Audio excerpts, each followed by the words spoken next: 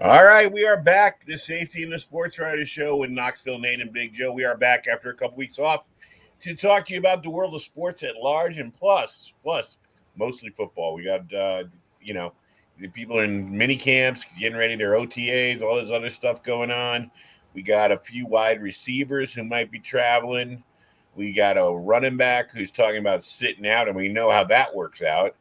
So we have a lot to go over tonight. But let's start out a little bit. The Denver Nuggets, are they going to be a dynasty such as Golden State, or is this a one and doneer, do you think? I don't think dynasty. I think it's a little too early to say that. Could they potentially win next year? I think so, but we have to see. The NBA is so different now, where superstars jump teams every year and teams are reconstructed, each season.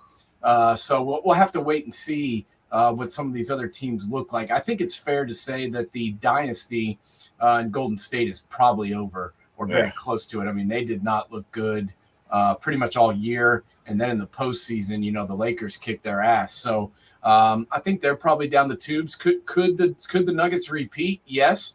But, we all thought that the Bucks were going to start a dynasty when Milwaukee won. And look where they're at. Their head coach is fired.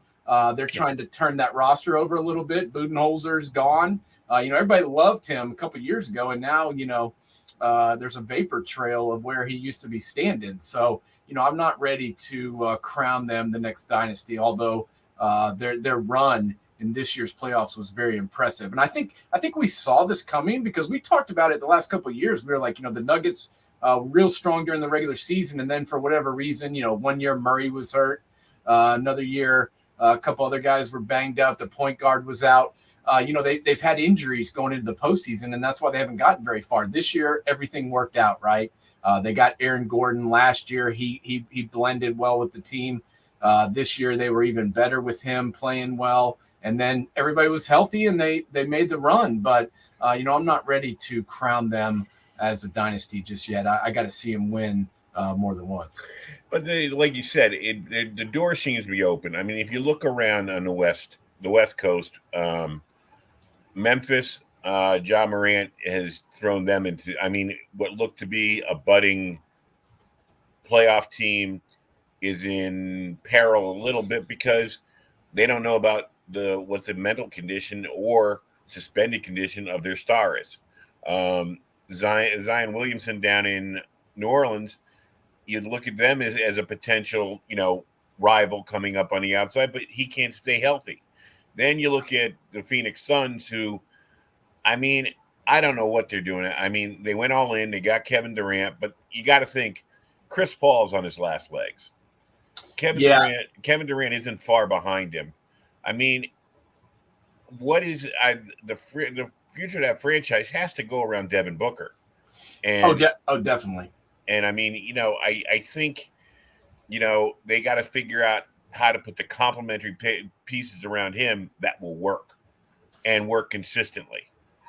And then you got the Lakers, who, of course, they're going to be active because I think LeBron has, he still has that goal of playing with his son. So that's over a year away, at least. His son playing for, I think, USC next year. Yeah.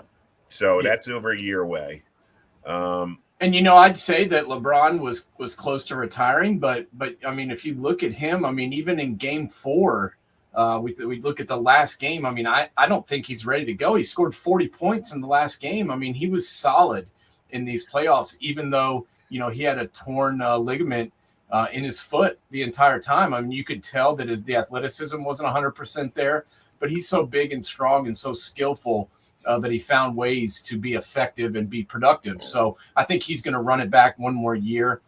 He needs some help, though. Look at what happened after the trade deadline when they got all those jokers out of there, and they brought in some young guys that could defend and a few guys that could shoot. They were a contender. I mean, they were right there.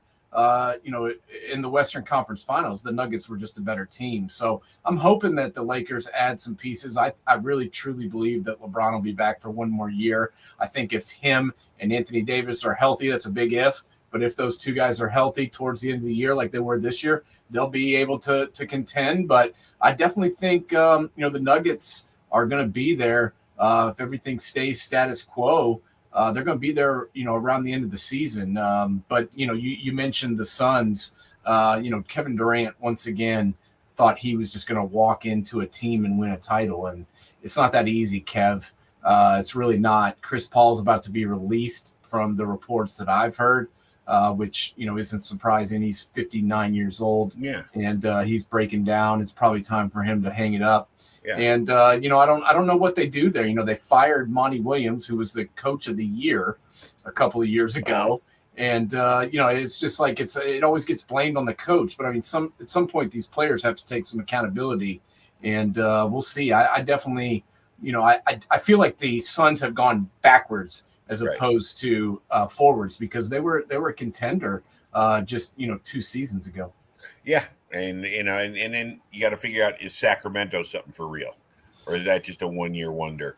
And then we come east, and around here, I'm seeing the headlines. I mean, they're even talking the Knicks should bring back Kristaps Porzingis. Here's a guy who failed here once, and he's failed everywhere for the same reason: he can't stay on the court.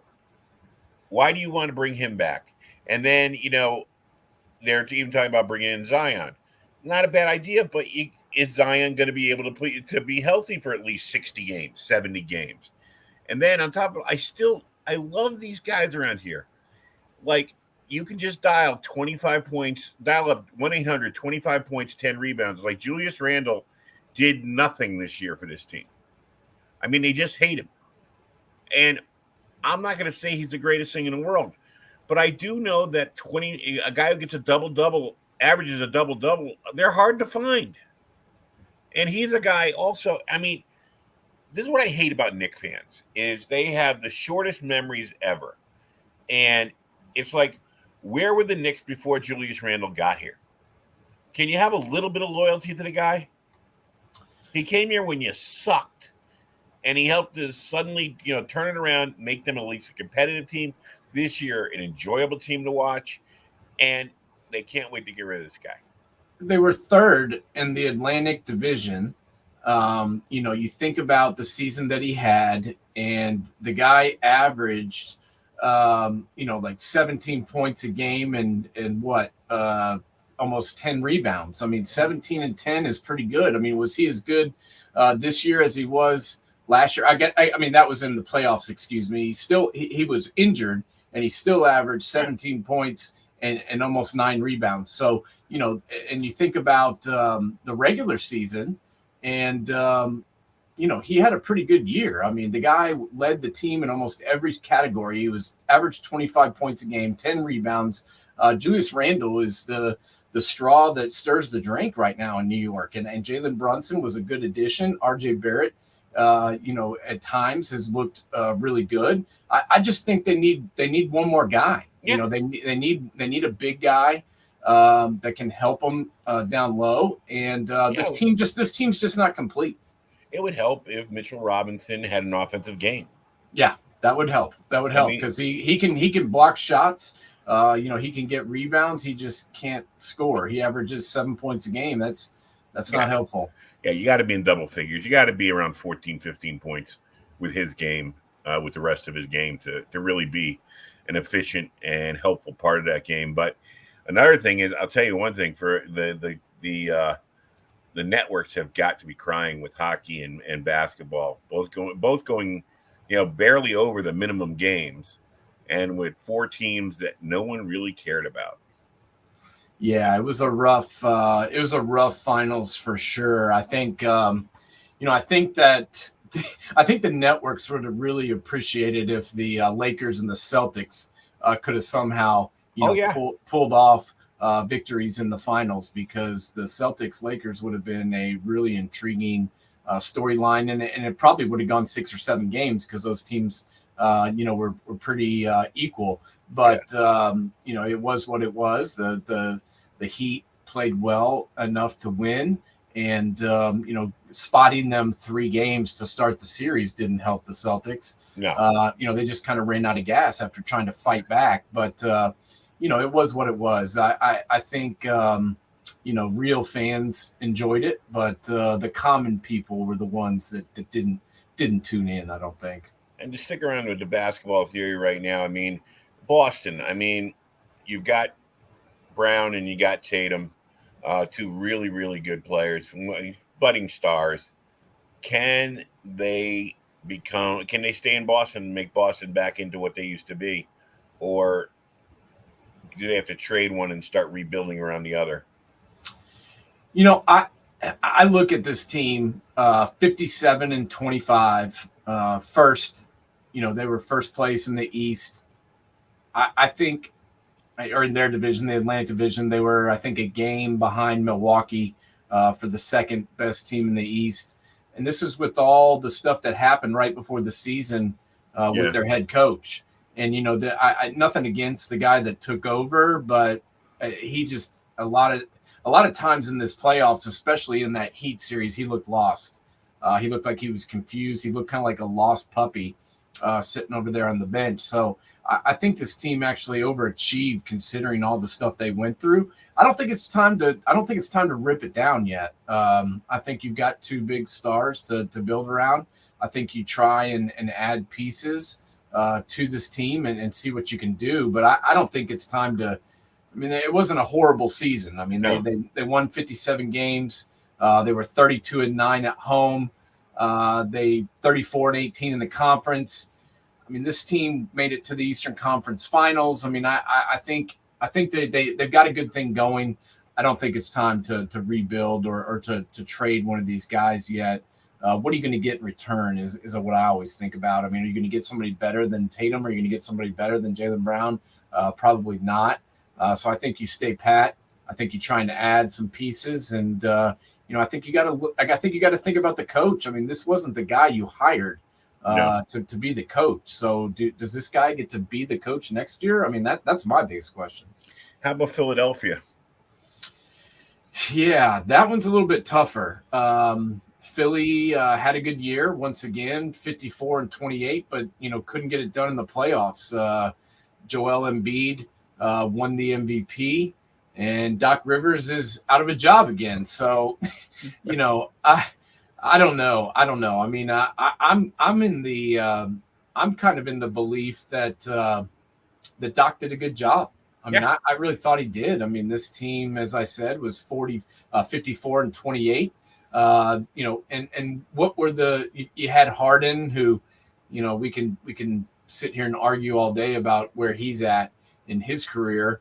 But I think he got a lot. I think Doc got a lot out of Joel and James Harden. The rest of these guys, none of the rest of these guys on this team really excite me. No. Tyrese Maxey, Tobias Harris. Yeah, Tobias Harris has been a disappointment over the last 3 years. He looked like he was getting it together, and I wanted the Knicks to try and pick him up. He's a New York boy. Yeah, I'd like to see him up in this area, but he seems to. Well, since he got that contract, his game has regressed. Yeah. He had 14 points and 5 rebounds. That's not what you need out of a guy making that type of money. So no. I'm in the belief that you get rid of him. You got to move off some of these guys. You got to churn this roster a little bit. I just don't think that team is good enough to win a title. Joel Embiid, 33 points and 10 rebounds, but he's got to have some help, man. There's got to be a little help for him. So I don't know who they're going to hire to be their coach. I'm interested to see who they pick. And I'm interested to see who they get this offseason. This could be a really interesting offseason in the NBA. And just 2 more names before we get into football. Number 1, Ben Simmons. Is anything ever going to be done with this guy? Is he repairable? Is he just going to be one of these guys that he got lucky with a big contract early and he's just going to ride it out? Because, here's a guy He's one of those ones that confounds you because I could teach myself a jump. I taught myself a jump shot as a 12-year-old or a 10-year-old. It's not a complicated thing. It just means going out and shooting jump shots. You know, here's a guy with all the physical talent in the world. I mean, and he's at a position where you have to be able to shoot the ball. Can anybody get in his head and say, you're still relatively young. You can change the world's opinion of you if you just put the time in? Can anybody get that through his head? I don't think so. I never really saw what other people saw. I mean, yeah, he was a big guy that had some skills, but did I think that he should have been the number one pick in the NBA draft? I did not. I thought there was other guys that in that particular draft that were better than him, and I just never saw it. I mean, he wasn't the greatest facilitator. I mean, he's supposed to be this, Infernet Hardaway facilitator, point forward kind of guy, and I just never saw that. And you're talking about a dude right now that finished the season. He only played in 42 games. Right. First off, and second off, he averaged 7 points, 6 rebounds, and 6 assists a game. I mean, the guy, and it just doesn't really seem to me like a guy who cares. Right. So, can somebody maybe do something about that potentially? But I mean, who? I don't know. I just don't know who can turn this guy around and whether or not he's even good enough to mess with. I think you move on. I think you cut the cord. Yeah, I totally agree. If I was his agent or I was his friend, and I'm not just saying this, just to start a conversation, but I would be heavily trying to get him to Miami. I think a Pat Riley, Spoelstra could resuscitate him a little bit. They'd find a spot for him, and Riley would get into his head. I think I don't think anybody disrespects Riley. I think, or he would cut the ties before he took a chance. He'd have a long conversation with him. Well, yeah, if he really cared and this guy just wanted to be a better basketball player, he would take money, take a discount, and go to a team like Miami. He would take a discount and go to Golden State and listen to Steve Kerr, listen to people like that. But he's not going to do that. I mean, This guy he wants to date Kardashians. He wants to be on the page 6. He cares more about that than he does basketball, in my opinion. And I don't see him doing anything like that. And that's, to me, what it would take for him to be, become an all-star in this league. Yeah. And one last before we move on to football, Kyrie Irving, who is going to be the dumb team that takes a chance on him? I don't know, but, why did the Mavericks trade for him was my question. At the trade deadline, the Mavericks brought him in. They acted like they were going to try and make a run, and then they lost the last 4 games of the season on purpose to not get in to the play-in tournament. And now he's a free agent. I have no idea what the thought process was there, and I don't know where he goes from here. I mean, there's been a lot of rumors about him going to LA and reuniting with LeBron, but I don't think that makes the Lakers better. Getting this guy. I mean, how many games does he play in? When does he show up? Does he help the young kids along and make them better? I don't think so. I think this guy is. I don't know who gives him a shot. Somebody will, but I don't really see him going to LA. I mean, LeBron knows this guy. LeBron wants to win. I think his future is somewhere in Europe. China. China. Somewhere I could see him playing it for the Tigers over in China and being like a Steph Marbury over there. Yeah, I could see that happening. Yeah, definitely. And I think that would be a good move and get him out of our hair. All right, let's get on to football. We have OTAs going on around. We have some guys not showing up. Some guys do show up. Let's start out. You wanted to talk about Stephon Diggs. I'll give you the first word on Diggs. Yeah, So, what is going on up there, man? I mean, this is just weird. He doesn't show up. Supposedly, Coach McDermott gets on the mic and talks about how he's very disappointed, and then his agent comes out and says he was there, and then McDermott kind of backtracks, and then they interview Josh Allen, and he says he needs to get better with team relations, and this all goes back to the game. I don't know if you recall, but the game where they lost to Cincinnati. Yep. At the end of the game, Diggs is throwing a temper tantrum. He runs off the field before the game is even over. He goes in the locker room, cleans his locker out, and leaves before the coaches even addressed the team. And supposedly, Josh Allen went out and got him and brought him back in for a minute. But this is a guy who, the Vikings kind of acted like they didn't want to lose him, but in reality, they were okay with getting him out of their hair. And, I think it would be in the best interest of the Bills to move on from this guy. They've had him the last 3 years. How many Super Bowls have they won? None. This goes back to what me and you've talked about with diva wide receivers. How many Super Bowls do diva wide receivers bring you? None. I mean, the only way the Giants wide receivers make it to the Super Bowl is if they are in Canton is if they buy a ticket. I mean, they're not. Quarterbacks make average wide receivers good. I mean, we've seen it. You can go back to Branch in New England when he left New England for that big Deion Branch after being the MVP of the Super Bowl. He takes a big contract out in Seattle. How many years did his career last after that? Not many. I mean, this is the whole thing with wide receivers, and this is what drives me crazy about how the wide receivers are valued in the NFL. Because the fact of the matter is, you can find a replacement wide receiver pretty easy. They're all out there. They're all coming out. That is the sexy position for fast kids in high school, and they want to get to the NFL or play major college sports. They play wide receiver, and they develop their skills. And I mean, hey, I wouldn't mind that wide receiver position. I mean, think about it.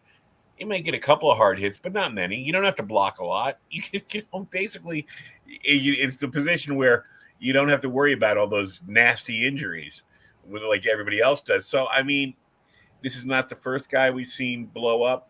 But like you said, is Buffalo going to let him blow up the team? Because you can't have him become the Antonio Brown of your situation, or even, a Terrell Owens type situation where that's the story for every reporter going up to Buffalo. What's going on with Stephon? Was he here? Why is he on the bike? Why is he still in the tub? You know what I mean? Yeah, I mean that's my point here is you're trying to win a Super Bowl. You're trying to take this thing to the next level. Let's be honest, this division's gotten tougher. Yeah. I mean, who's the worst team in this division? I'm not even sure anymore. You got the Jets finally having a quarterback for the first time since Broadway Joe. You've got the Dolphins, who I think if Tua can stay healthy, can certainly compete. You got the Bills, you got New England, who finally they've removed a defensive lineman as their offensive coordinator, and Matt Patricia's gone. So bringing back Bill O'Brien, I think, is going to make them more competitive. So, this isn't the time to be screwing around with a guy who's under contract and mad about not getting more balls. I mean, how many balls does he want? I mean, the other thing is, it's not like he doesn't get attention. I mean, he was respected. The whole thing is, why do these guys throw a grenade on their own career? I mean, every time you tuned into a Buffalo broadcast, Stephon Diggs' name was mentioned 20, 30 times. Got to get the ball to Diggs. And that play, Diggs was open. Allen's going to try and get it to Diggs. I wonder how they're going to get it to Diggs. I stopped wanting to hear Diggs. I mean, come on. It's just, I don't know. They jump on a grenade of their whole career, and these wide receivers, like I said, and you said, they're not worth it. They're not worth it. Well, he's almost 30 years old, okay? And last year, they threw it to him 154 times. He had 108 catches for over 1,400 yards. He had 11 touchdowns. I mean, the guy's very productive, but what did it get you? Didn't get you anything. So, you can replace that production, maybe not with one guy, but you can get one or two guys and you can replace this production. If the guy's not happy, ship him out and bring somebody in. I mean, as you mentioned with the Patriots, talk. You know, they won a lot of Super Bowls with not many crazy good wide receivers. Right. You know, I know they had Randy Moss for a time there. I know they had the superstar tight ends and Gronkowski and Hernandez and all that. But really, most of the time, you know, we were talking about, you know, Deion Branch and Troy Brown and Edelman. Edelman and these guys that, you know, didn't ever really do much if they went anywhere else, but, you know, in the system, Danny they got it done. Amendola. There you go. I mean, we could go on all day with these guys. I was thinking about the guy that played at Notre Dame that then went to Tennessee and then had the knee injury. But you know, Givens.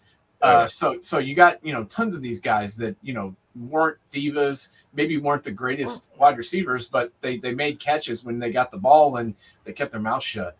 If you want to get a great wide receiver, you got to find the next Larry Fitzgerald. There's the guy who his whole career, outside of his performance, you never heard anything about him.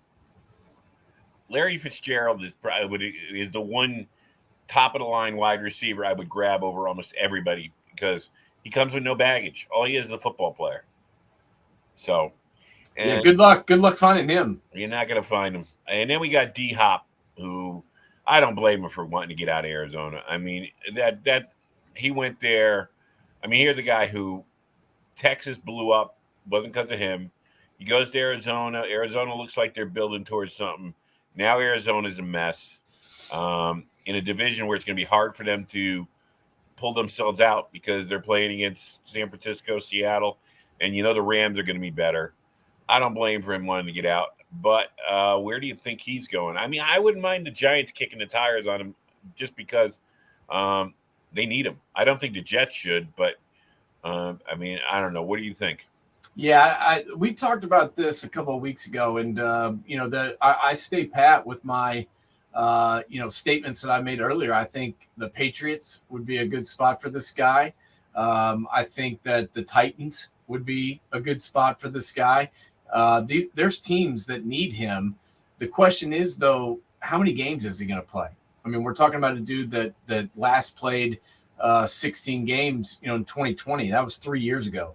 Yeah, but it was suspension last year, wasn't it? Suspension, and then you know, in 2021, he only played in 10 games. He only played in 9 games last year. He's been suspended. He's been injured. You know, this guy needs to be out there for a while if he's going to save somebody. So, you know, I just I think it's a team that you know is one guy away that should take a flyer on him. But you know, this guy's not getting any younger either. That's what I'm talking about. I mean, he's 31 years old.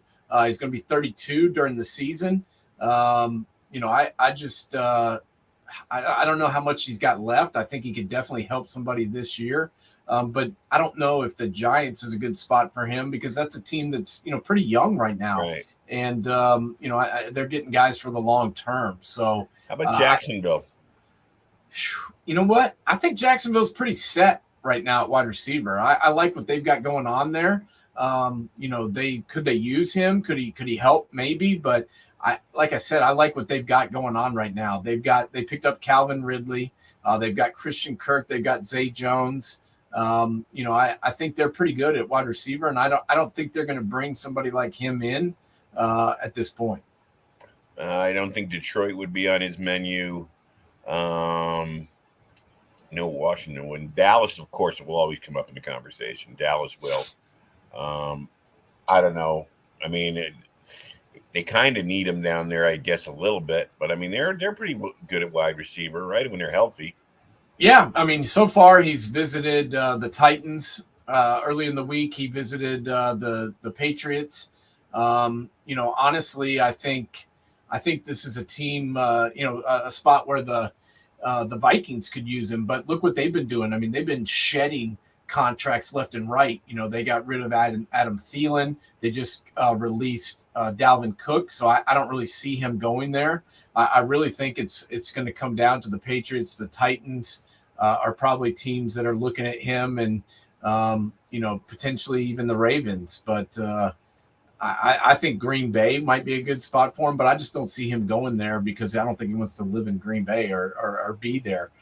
in the winter. So also, it gives Love. You don't know how Love's going to adjust. I mean, this Green Bay is either going to have made a good decision, or it's going to become apparent very fast they made a bad decision.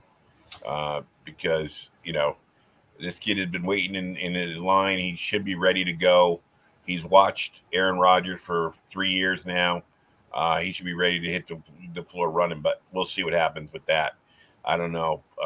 Let's go to the running back position where the Giants now, Saquon Barkley is talking about, not signing the franchise tag, potentially sitting out the season. People are talking about, which I think would be stupid for Saquon. Already, I mean, he just got back to where he showed what he could do. You want to take another year off Saquon? I mean, it's just a bad plan. Yeah, I'm not really sure what the deal is, because this is a guy who had a good season. The Giants offered him a contract after the year. They offered him $12 million. He turns it down and then gets the franchise tag where he's making 10. So, I don't really know what he wants. I mean, he says he's not trying to reset the running back market, and he just wants to make what he's due. You're a running back, man. Look around the league. The biggest deals that any running back got was like 2 years. So, they're offering you a 3 or 4 year deal. They're offering you, a package that includes almost $12 million a year over that lifetime. I mean, I would have taken that thing and ran, because you're just not going to see the Christian McCaffrey deals. You're not going to see the Derrick Henry contracts anymore. You're not going to see the Alvin Kamara deals, because that's just not where the market is. So no, I don't understand where he's getting this information. No one else is going to pay him $16 million a year. I mean, that's not going to happen. So he says he wants to be a Giant for life. Well, then work out a deal. And I don't know if the Giants are still offering that deal. Yeah, I don't know either. And the other thing that he should get a reality check on, one guy we just brought up, but Ezekiel Elliott, Dallas got rid of his deal because they couldn't use him anymore. Dalvin Cook, I mean, as good a running back as there's been in this league for 3-4 years, and Minnesota's done with him.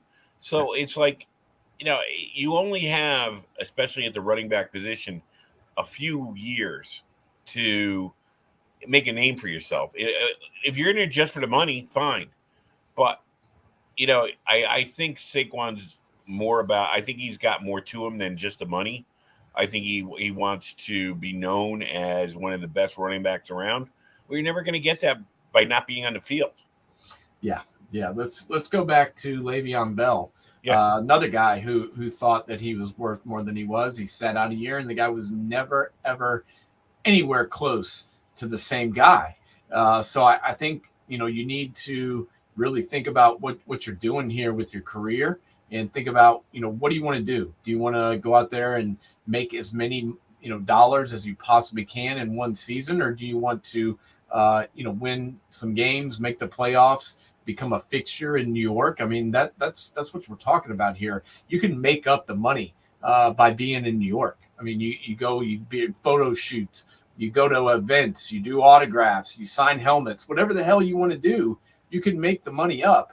But you gotta be on the team, and you gotta be on the field playing to be in demand. And that's kind of what we're thinking about here. I'm sorry, but Dalvin Cook, Saquon Barkley, which guy's better? I don't know, man. I mean, Dalvin Cook's been doing it for a long time, and Dalvin Cook doesn't have the injury history. I'm very interested to see where Dalvin Cook goes, because he's going to make somebody instantly better right away. Yeah, well, he's definitely going to, he didn't seem to be losing anything last year. I don't know. I guess it's a contract thing as to why Minnesota wanted to get him out of town, but we will see what happens there.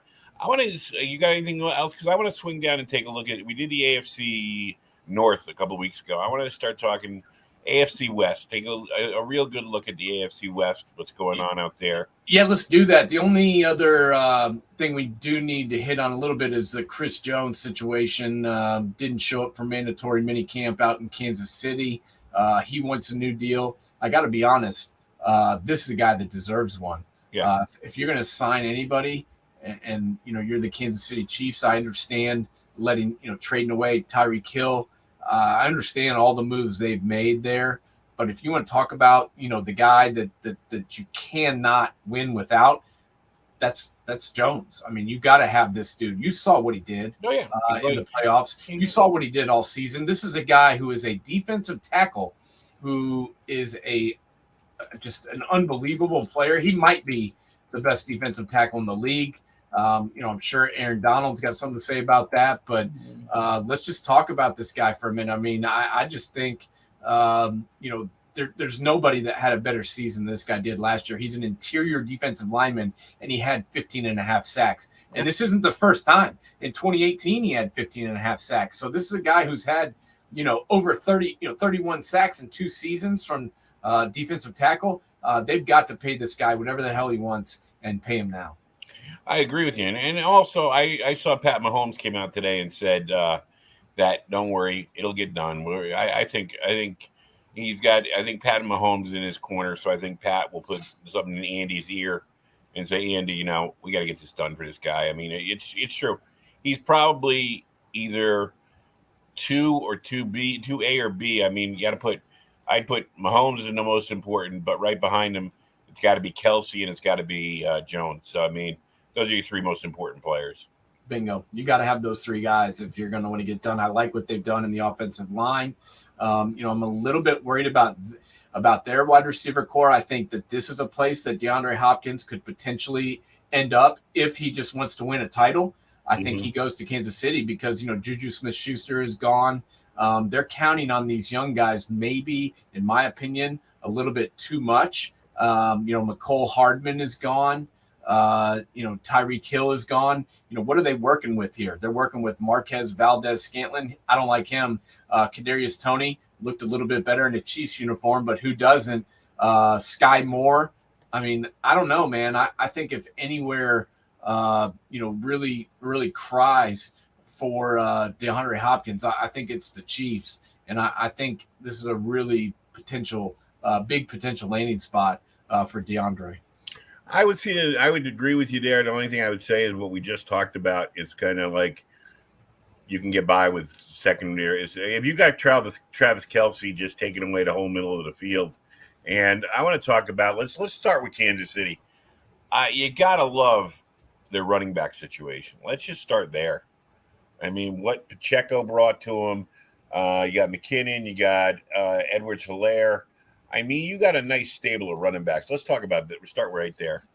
Yeah, I mean, this is a team that has solidified their offensive line. Everybody thought that losing their left tackle from last year going to the Cincinnati Bengals was going to affect them. And what did they do? They bring in Jawan Taylor from the Jaguars. Everybody's like, oh, are they going to try and make him a left tackle? Nope. They're going to leave him right at right tackle. And then they bring in Donovan Smith, who at times looked lost last year in Tampa Bay. But let's be honest, who's he blocking for? He's blocking for Tom 5 steps back, standing there Brady. And, it looked a lot different with Tom Brady back there. But I think with Patrick Mahomes, they're going to be able to hide some of the discrepancies with Donovan Smith's game. Plus, if Donovan Smith sucks, they've got Lucas Niang. They've got Darian Kennard. They've got 2 guys that can step in and potentially play tackle. They've got 2 swing tackles. And, I love this offensive line. And that's what you were talking about, the running backs. These running backs are damn good. And I like all of them. In fact, I like their 4th running back, LaMichael Pirine, who used to play for the Jets. They're 4 deep at that position. And with the emergence of Pacheco, Clyde Edwards-Helaire, who was the starting running back in a Super Bowl run a couple of years ago, he's now the afterthought. So we'll see what happens with the running back population. But with this offensive line, all those guys are going to be helpful. They kind of go with the hot hand, and I think Andy will continue to do that. But this offense, they didn't miss a beat last year. And you're talking about Tyreek Hill, who's one of the most, just biggest splash play guys in the NFL over the last 10 or 15 years. And it didn't make a difference that he wasn't there. And that's saying something. Well, and the other thing about the running back position is Andy. No one knows more inventive ways to run screen passes than Andy Reid. And I mean, you get those guys out in space or whatever. I mean, Yeah, can't. Andy Reid's offense is always going to be explosive, even though he now has Matt Nagy running it supposedly. But Yeah, well, we all know that's Andy Reid's offense, and yeah, he's the one in charge over there. He's the one calling the plays, and he will continue to do so. But I the only thing that worries me a little bit is the receiver population. I like these young guys. I like what they did last year, but let's talk about what if Travis Kelce goes down. What if right. Travis Kelce misses 4 or 5 games? You're going to need somebody to step up, and think about last year. Who was the guy that really stepped up in the games where teams, tried to take away? I mean, I say try because you can't really take away Kelce, but the No, games where teams had some effectiveness of taking him away, where did Pat go? He went to Smith Schuster. I mean, he had over 100 targets. He caught 78 passes for almost 1,000 yards. He only had 3 touchdowns, but he was their possession receiver guy, and with him gone, it concerns me a little bit. yeah. But and then let's talk about the defensive side of the ball. We already talked about Chris Jones. First of all, I kind of I gotta say I fell off his bandwagon a little bit, but last year especially reminded me of what Steve Spagnuolo can do with a defense. I mean, what he did with the Giants was beyond amazing. And last year he got Kansas City. He squeezed every bit of he could out of that defense. This is a team that had 6 rookies starting for him last year, and you couldn't really tell. That to me is just unbelievable. What he was able to do with all those first year players out on the field. I was blown away by that. These linebackers, Willie Gay and Nick Bolton. I mean, they are fun to watch. They're run and hit linebackers. They get it done. You got Chris Jones, as we already talked about. And then, George Karlaftis, the guy they drafted out of Purdue, they're going to be counting on him a little bit more this year because of, obviously, Clark being gone. So, if George Karlaftis can pick up the slack, I mean, Clark didn't really do anything throughout the season. He stepped it up in the playoffs. But, I think George is a little bit younger. He's got a little bit more fire on him. And I think with Spags calling this defense and with the entirety of these guys, I think make up a pretty good group. All right, let's go out to LA and let's talk about the Chargers. Getting to the point where Justin Herbert's got to have some kind of a statement game or a playoff run of some sort. He's kind of trailing the young quarterbacks in the league with that. I mean, Burrow's been to a Super Bowl. Mahomes has won. He's one of the next generations. I mean, got Trevor Lawrence right on his heels. So let's talk about the Chargers. What do you think about them right now? I think about their coach last year. I mean, let's talk about that first round playoff game. They were up 33-0. What was there, 2 or 3 pick sixes? I mean, they had no business losing that game. Right. And, the biggest thing to me was this team was different when Keenan Allen and Mike Williams were both out there and were both playing. This offense rolled. There was no issues at all. But when those 2 guys were missing, it was a big problem.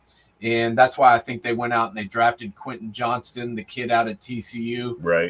I think that's a huge pickup for them. I mean, that's another big, huge ass wide receiver that Herbert has to throw to.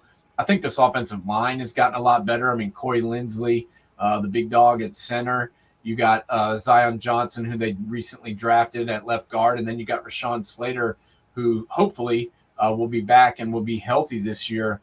That's the big thing, man, is health on this team. They were banged up all last year, and that's why I think they struggled at times. But if they can stay healthy and if they can use these new guys that they've added to this offense, they should be able to keep up, I think. It's just going to come down, in my opinion, to how good their defense is. What they can do as far as Joey Bosa and all these guys they signed last year. I mean, we were all talking about how amazing the signings were last year, but none of them really panned out. And no. I got to be honest, I bought into it. I was like, holy shit, look at all these guys they signed. Yeah, why wouldn't you? I was like, oh my gosh, they're going to be amazing. And a lot of these guys are, J.C. Jackson never really got on the field. Khalil Mack didn't really make the big impact that we thought he would. But I love the signing of Eric Kendricks to this team. This guy's not only a great football player, but he's a leader, and he's a guy that'll get these guys lined up right. Well, that's what you need a lot of times on defense and in the locker room, especially. Let's talk about the coaching staff. They went out and they got Kellen Moore from the Cowboys. What kind of effect can he have on this team? I actually liked that move. I really did. I mean, I thought after the game when they fired the offensive coordinator after he scored 33 points in a half, I thought it was pretty ridiculous. But if you're going to replace somebody, or bring in somebody to replace him, I think Kellen Moore is pretty good. He did a hell of a job in Dallas, making them a top 5 offense at most of the time, especially with the guy who we're still not really sure how great he is, and Dak Prescott. I think this guy is going to help Justin Herbert, and I think this offense is going to be just fine. And let's move out to the Mile High City now. Sean Payton, a new sheriff in town, comes in here. He's got his old friend Joe Lombardi with him. He's got Russell Wilson. The problem, which is Russell Wilson, who went from being everybody's darling to everybody's douchebag last year in a lot of ways. But I mean, it's a team that has some talent. I mean, you start breaking it down, my friend. This team is loaded. I love what they've done this offseason. I really, really do. I mean, as we just mentioned, Frank Clark, adding him, the emergence of Baron Browning, Nick Benito played pretty good. I mean, Jewel, Randy Gregory, Pat Surtain, Kareem Jackson, Justin Simmons. This defense is still going to be very good. Zach Allen they brought in as well. I like him. I like this defense a lot. The big question is how good can the coach make Russell Wilson? I don't know. I really don't. This is kind of what I thought Russell was, to be honest. I never was a huge believer in how great Russell Wilson is. I mean, I think he's a good quarterback. Do I think he's absolutely great? I don't know. And, I know that this guy is a very, very good coach. But it's year one on a team, and this team looked really, really bad last year, and it was hard to watch. They were in last place in their division. They just could not score points, and it's going to be interesting to see. I like the pickup of Samaje Perine. I like the addition of Marquez Callaway. This team is definitely pretty good on paper. But I just think it's so funny to me how last year we were all like, oh, look at the Chiefs. No Cheetah on the team. Tyreek Hill's gone to Miami. Russell Wilson is in Denver. We all thought that Derek Carr in Las Vegas, that they were all going to creep up and maybe steal the show away from the Chiefs, and nobody could even come close. And Denver was the furthest team from it. So I think they got a lot of work to do, and I'm just not sold on them taking the division in year one. No, I don't think so either. But I do say one thing you got to say is like for smallish quarterbacks, Sean Payton seems to be come out of way to make them effective. If you remember, Drew Brees wasn't a very big guy either, so maybe he can design something with him. And surely he will do a better job of knowing the situations and what to do than Nathaniel Hackett did last year. Well, me and you didn't like that hire from the beginning. No. A guy and hiring the offensive coordinator who doesn't call plays. It's like, well, what does he do? I don't know. So it was a shit show. I mean, let's just be honest. To get Aaron Rodgers, to get Aaron to come to town. Yeah, no, I get that, but they didn't even get Aaron Rodgers. They hired this guy, and then he didn't even bring the Rodgers show to town, which is what the whole reason they kind of hired him. And then they gave Russell Wilson his own office and let him have his own training staff and his own coaches there. And it just, to me, like, I think some of the other guys were kind of like, fuck this guy. I'm not blocking for him. I totally agree. And the other thing, it's so shocking that you would think Nathaniel Hackett was born to a college and NFL coach, Paul Hackett. Yeah. Now, whether you like Paul Hackett or not, Paul Hackett had a resume. I mean, he was on Bill Walsh's staff. He was on a bunch of good staffs. He didn't do that well as a head coach with USC, and he failed when he was the offensive coordinator in the Jets. He got nailed for that a lot. But I mean, you would think just through osmosis that the guy would know about what to do at certain times in a game. And it was like, were you ever paying attention? I mean, come on. Yeah, no, it was a shit show. There's no doubt about it. Is it all on Hackett? Probably not, but I think a lot of it was. I think he was put in a bad position. They were kind of like, "Oh, you're the head coach," but Russ gets to do whatever he wants, and it's like, wait a second, I'm the coach, but nobody has to listen to me. And if Russ doesn't have to listen to him, the other guys were like, "Shit, if Russ doesn't have to listen, I'm not going to listen." So it kind of looked to me like nobody listened to a word he said. I'm not sure what he was saying was going to be really effective anyway, and it was just a total disaster. Now, Sean Payton has rectified a lot of this. I think he came in day one and was like, listen, whatever was going on last year is over. I'm in charge now. Russell's office is now a meeting room. I think he's made a lot of changes, but I just don't know how big of a shift really occurs in year one. Well, I think they'll definitely be more competitive. I think you'll see some. You got to look at the schedule. I don't know if they close a gap here, but I think you're definitely going to look at a competitive team in the first year. Just having him on the sideline calling plays is enough for that. And then we go out to the real crap show in the town we call Las Vegas, where Jimmy G failed his physical before he signed. Did I get that right? Yeah. He had to have surgery. After they signed him, they signed him up. They brought him in. He did the press conference. He walked him out there, and then he went under the knife right after that. So, I'm a little bit confused about the timing of all that. I'm still trying to figure out what the hell they were thinking. Moving on from Derek Carr, with a couple games to go without really having a plan. It was kind of like get Jimmy G or bust, in my opinion, just based on their draft position. My big thing to me is, did this team get better in the offseason? I mean, I don't think so. No, I think they helped the Giants get better with the tight end position. I don't think they did really anything. It's almost like, unlike his father, Mr. Brown out there Mr. Davis out there doesn't exactly know what he's doing. No, I mean, another guy who wasn't paying attention. No, he does not know what he's doing, and it's just kind of been a mess out there. It's been one thing after the other with these draft picks. I mean, you can't sign all these draft picks in the first round and then not have one of them on the roster, 3 or 4 years later. So that's a big time disaster. But I look, at this offense. I look at Jimmy Garoppolo. Josh Jacobs obviously had a pretty good season last year.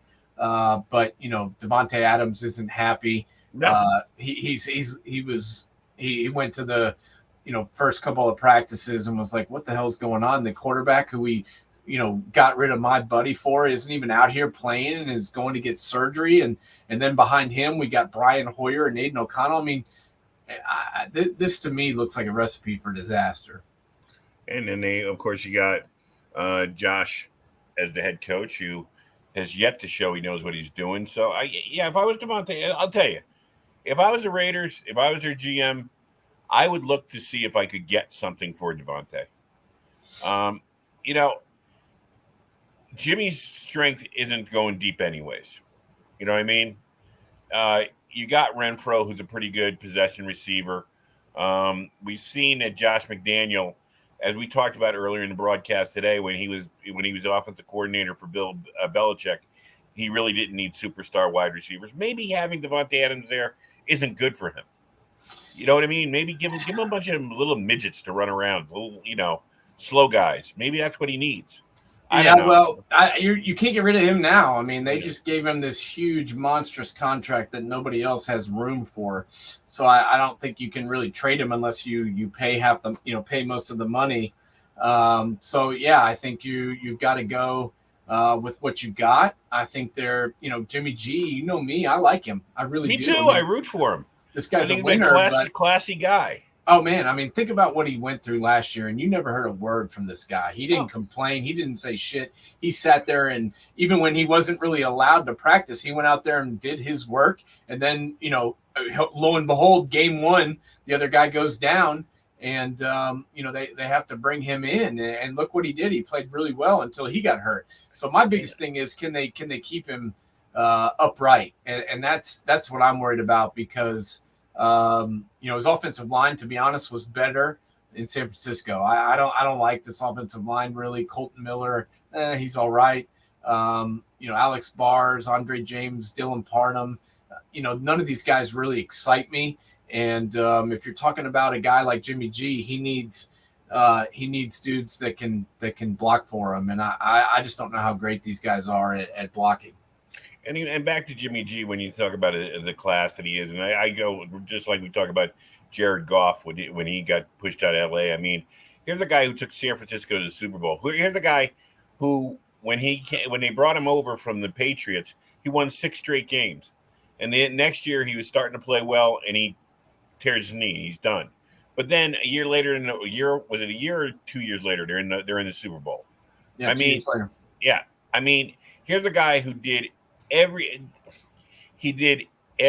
he could do for San Francisco, except be the next Steve Young, Joe Montana. He just couldn't put those stats up, and he couldn't stay healthy like they did most of the time. And the way he has never spouted off, he's never acted like a spoiled brat or a diva or a douchebag, as I like to say. Yeah. I mean, here's a guy that you want to root for him to do well. You do. He's 40. He's 40-17. I mean, let's just be honest. He's 40-17. This is a guy who completes almost 70% of his passes. His touchdown to interception ratio. He threw 16 touchdowns last year, 4 interceptions. I mean, this is what you're getting with this guy. And, the only thing I hope is that they're able to block for him, because this guy will win you games as long as you have a decent team around him. And my biggest issue, obviously, is with the offensive line and with the coach. I don't believe in this guy as a head coach at all. So far it's been a disaster in Las Vegas. It was an absolute disaster in Denver when he was the head coach. And, some guys are just destined to be, assistants, and I think there's nothing wrong with it. There's nothing wrong with that shit. You make a lot of money. Romeo Crennel. You make a lot of money as an assistant coach. And some guys are just, destined to be that. And I think that's him. And offensive coordinators get a lot of the credit too. It's not like you're the offensive line coach who nobody knows. You're not the tight ends coach. You're the offensive coordinator. You call the plays. So you're always being, found on the sidelines with your big play sheet. So yeah, I agree with you. It's stupid for him to do that. Let's before we wrap up, let's go over to the 4 teams. Okay, we know how the coaching goes. Andy number 1, Sean number 2. You got to go with the Chargers number 3 and McDaniel number 4. Quarterbacks, Mahomes head and shoulders.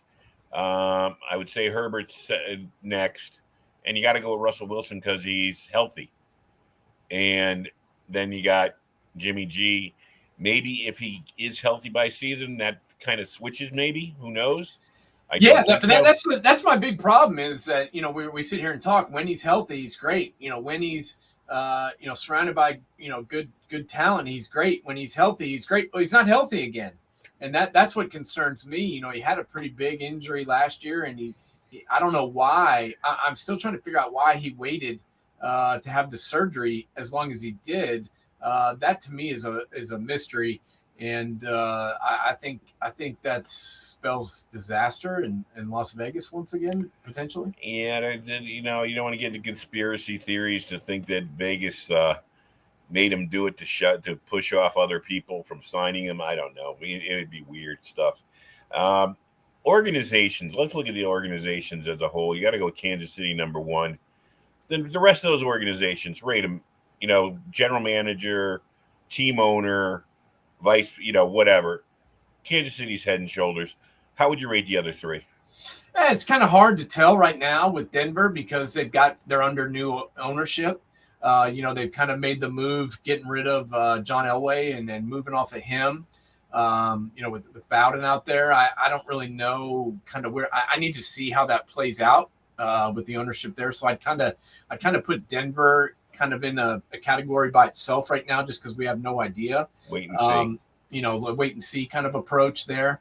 Los Angeles Chargers, yeah, it's just been one thing after another out there. They've had talented people. They had LaDainian Tomlinson. They had Phillip Rivers. They had Antonio Gates, and they could never really get it done. They won a bunch of games, but they could never win the big game. So, I think I'd put them probably, 2 right now, with Denver being off to the side. I think I'd put them 2 just because they have always been competitive. I mean, it's not like the Chargers, are in last place every year. They always win games. They just can't seem to, win the big ones.